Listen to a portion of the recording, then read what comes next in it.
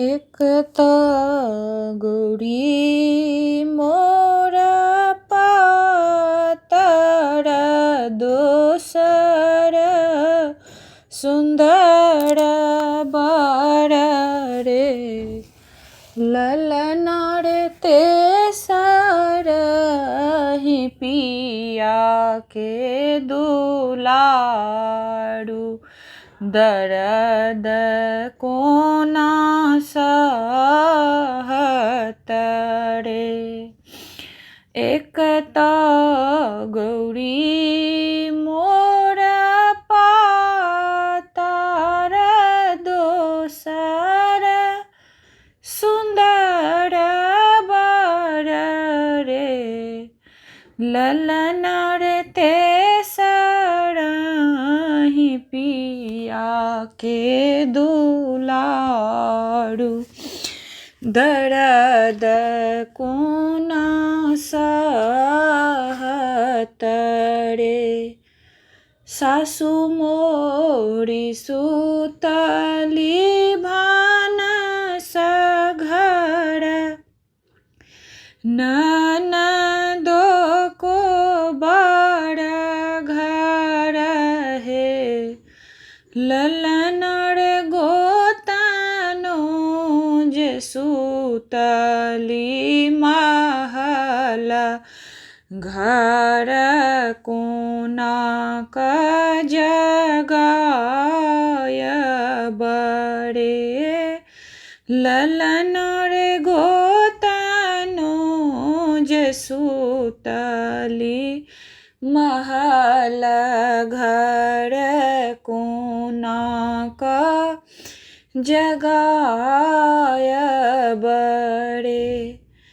जब जनमल जदू नंदन खूजी गेल बंधन हे ललन रे खूजी गेल वज्र के बार पहर सब सूतल रे।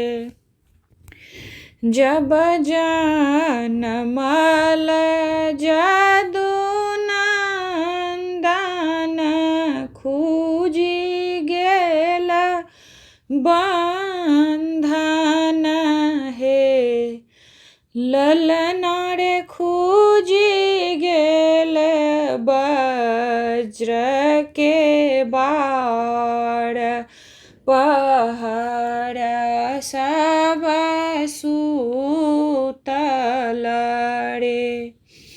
सासु मोरी उठली चेहाई ननदो बधैया मांगू रे आहे गोतानो जे उठली बिखाम सकी आब राज बाँटत रे। सासु मोरी उठली चेहाई ननदो बधैया मांगू हे ललना रे गोतानो जे उठली बिखाम सकी आब राज बाँटत रे।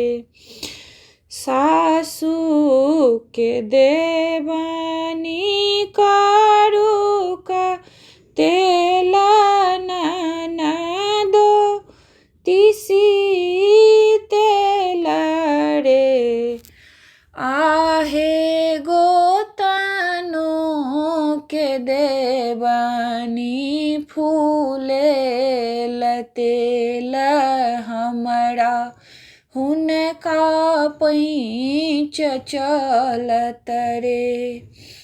सासू के देबनी करू कतेला ननदो तिसी तेल रे ललन रे गोतानो के देवन फूले लतेल हमरा हुनका पैंच चलत रे जे हो सोहर गावो लगाबी क सुनावो लहे ललन रे तिनको वास होई बैकुंठ की पुत्र